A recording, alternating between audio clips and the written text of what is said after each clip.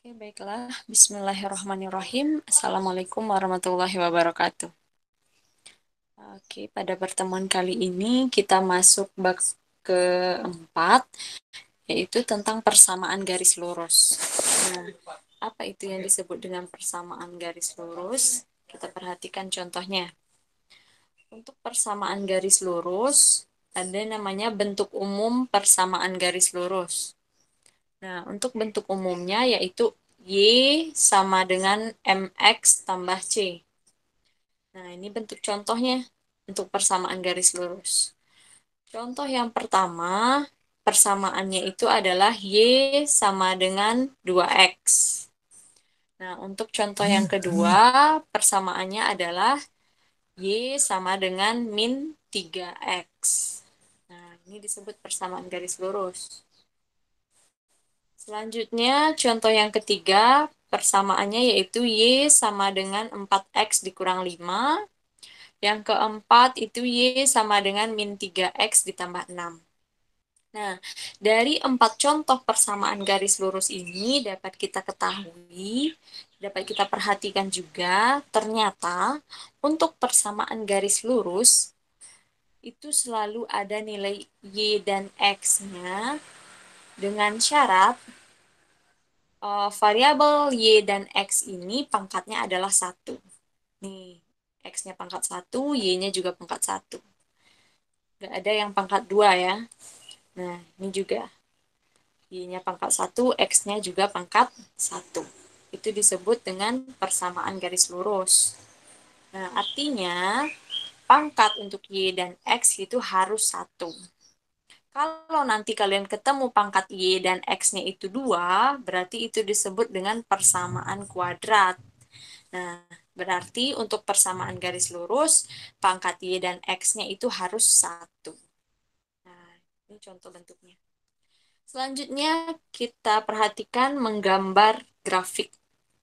Nah, contoh, gambarlah grafik Y sama dengan setengah X dikurang 1 dengan menentukan titik potong sumbu X dan sumbu Y.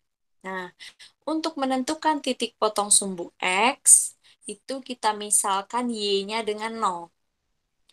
Nah, bagaimana caranya? Ambil dulu persamaan yang tadi. Ini persamaannya. Kemudian kita ganti Y-nya dengan 0. Nah, Y ganti 0. Berarti 0 sama dengan min setengah X dikurang 1. Nah, min 1 ini kita pindahkan ke kiri. Karena kita mau cari nilai X.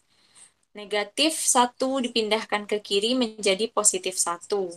Sama dengan, berarti ini sisanya min setengah X. Nah, ini boleh dikali silang.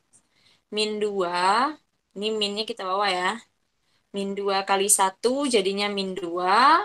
Berarti di sini sisanya adalah 1 kali X. Nih, 1X. 1X itu sama dengan X. Nah, berarti X-nya adalah min 2. Jadi, titik potong sumbu X yaitu kalau koordinat biasanya kita ambil X, Y. Berarti X-nya min 2, Y-nya tadi adalah 0. Berarti min 2, 0. Nah, selanjutnya kita tentukan titik potong sumbu Y. Nah, untuk titik potong sumbu Y, misalkan nilai X-nya 0. Nah, ini persamaan yang awal tadi. Sekarang kita ganti nilai X dengan 0. Nih, ganti 0. Berarti min setengah kali 0 hasilnya tetap 0. Sisanya adalah min 1. Berarti Y sama dengan min 1.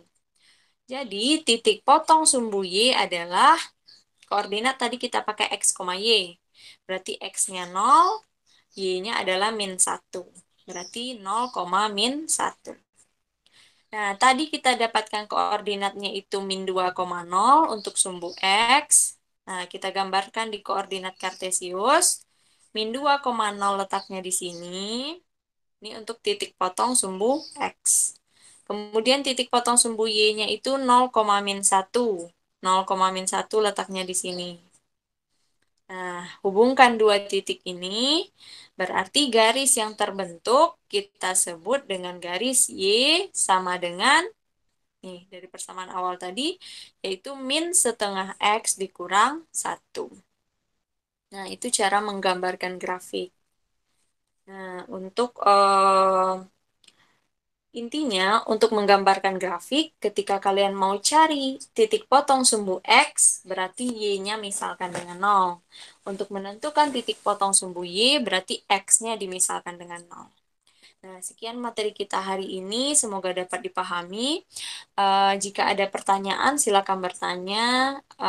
Boleh di chat secara pribadi di WA.